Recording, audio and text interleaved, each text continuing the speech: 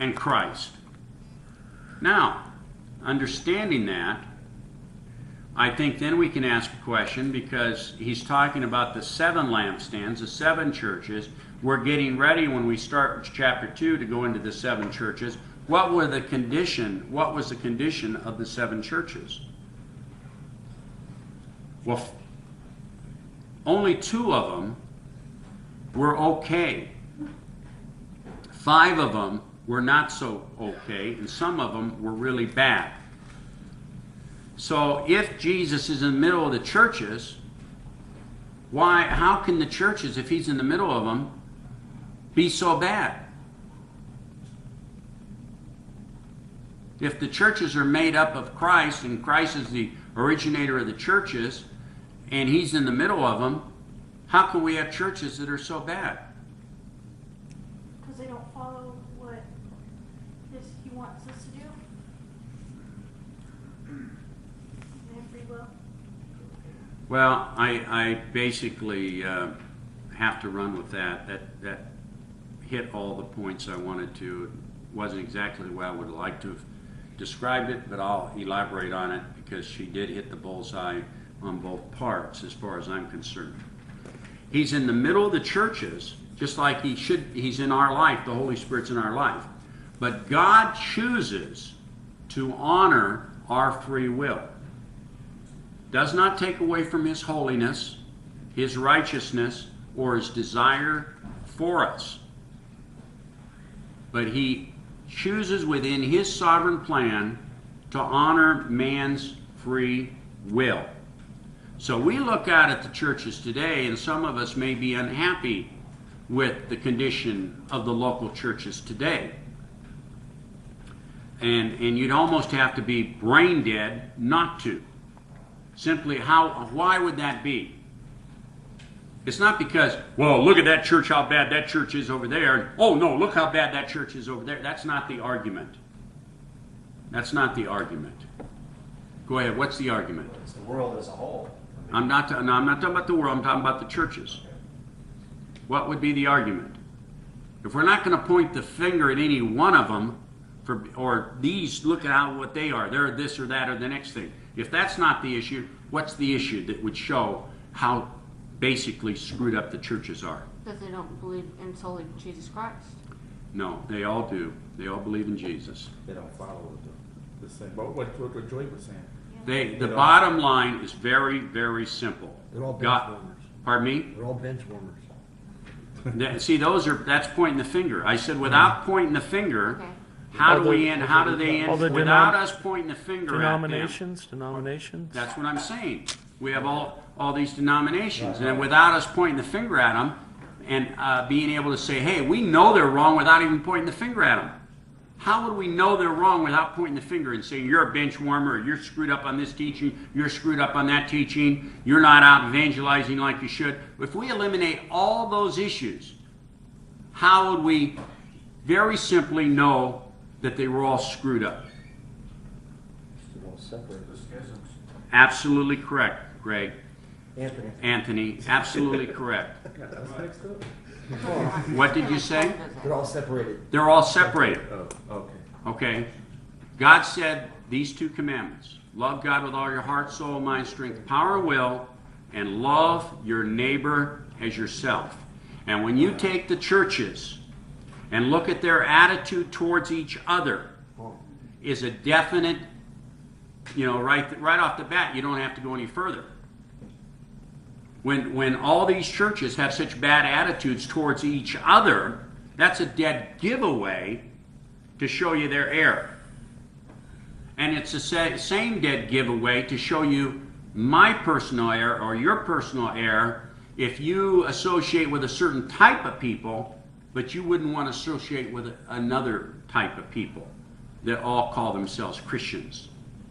And you're going to discriminate against this guy being a Christian because of some characteristic over here that you don't like, and you don't like this one because of this thing about him, and therefore you don't want to associate with him, and you're not going to, and all this chemistry of not loving your neighbor as yourself shows the error of the churches and the discriminating factor that goes along with that.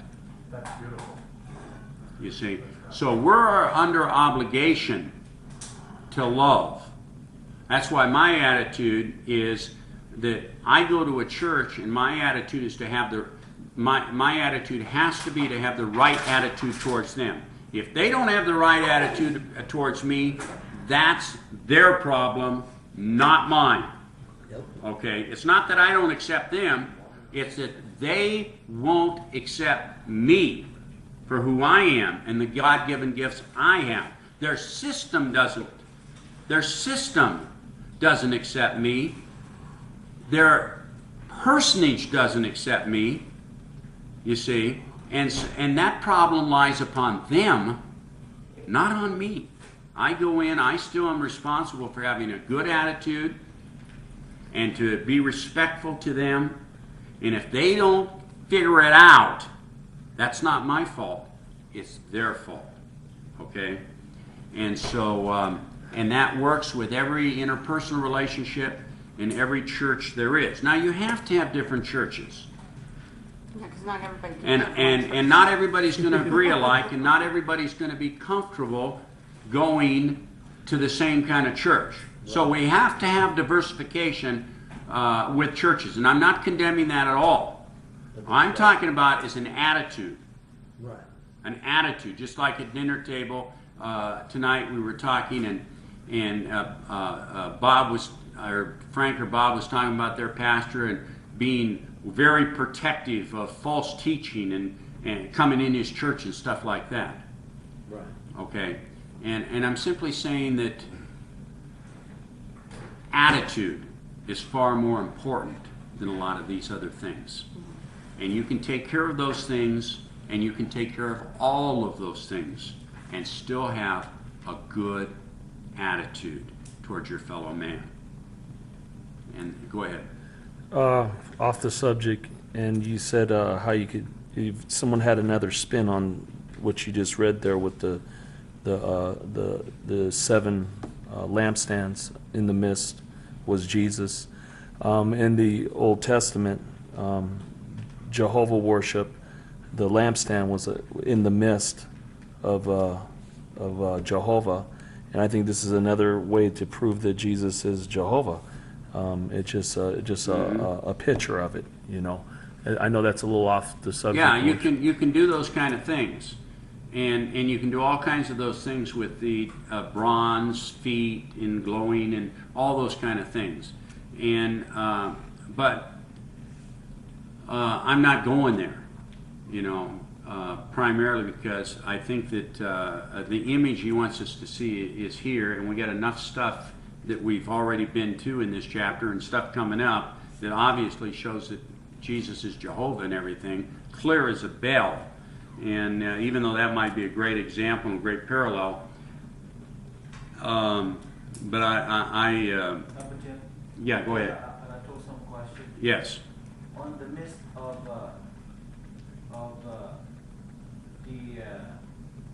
that you mentioned about our attitude, all of that stuff. I know we have that attitude.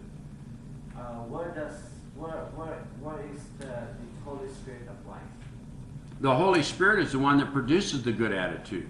The Holy Spirit is the one that gives us the attitude to love our neighbor as ourselves. And it's a dead giveaway that you're not allowing the Holy Spirit to do His work through you if you're not willing to have the right love for your Christian brother or your fellow that is maybe from a different church that may not see things the way you do on some doctrinal issue and things like that. I can lock horns on a doctrinal issue with somebody from a different church. I have no guilty conscience about that at all.